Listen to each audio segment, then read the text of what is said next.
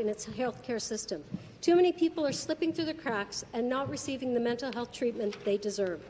There is a mental health crisis in Ontario, and that is why Patrick Brown and the Ontario PC Party committed $1.9 billion over 10 years to support mental health services.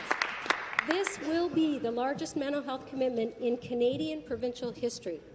Rob Jamieson, president of the Ontario Police Provincial Association, reacted to our People's Guarantee saying, quote, "Great to see such a commitment to mental health. We need to invest more in those in crisis and those requiring support."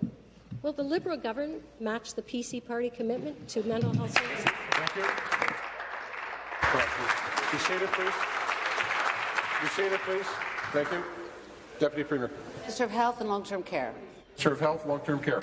Well, Mr. Speaker, I'm absolutely amazed at this change of heart, because it was only 6 or 7 months ago that the PC Party as a whole voted against our investments in mental health, investments that created Canada's first ever program for cognitive behavioral therapy that provides amazing outcomes for individuals with mood disorders like anxiety and depression. Mr. Speaker, they voted against us creating up to 10 new wellness centres for youth across this province, Mr. Speaker, but I'm trying to figure out still, with their $12 billion in cuts that are explicitly referenced on page 76 of their People magazine, Mr. Speaker, I'm wondering what cuts they're going to make to health care, what cuts they're going to make to education, how many nurses they're going to fire, because we know when they were last in government, they closed 10,000 hospital beds and fired thousands of nurses.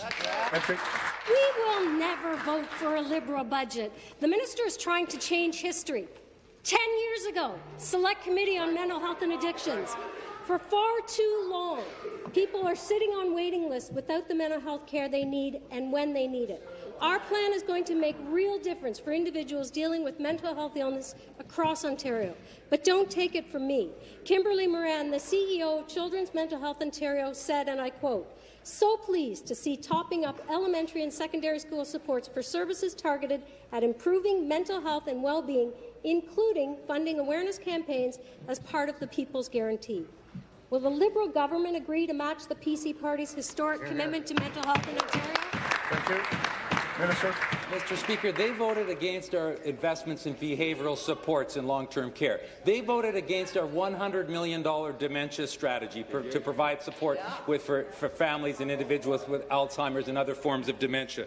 Mr. Speaker, we saw a 5-point plan from the PCs before. We saw it in 1995 from Mike Harris. He didn't even have as draconian cuts as expressed in their People magazine, $12 billion cuts. And Harris said he wouldn't negatively impact classroom education. Yeah, remember you said. The member from Dufferin-Caledon is warned. Created an education crisis. He said that he would not close down hospitals. He closed down dozens of hospitals, fired thousands of nurses, and closed 10,000 hospital beds. This is the future under a PC government. We have to remember the past, particularly when explicitly they reference a $12 billion in cuts in their People magazine. New question, the member from London West.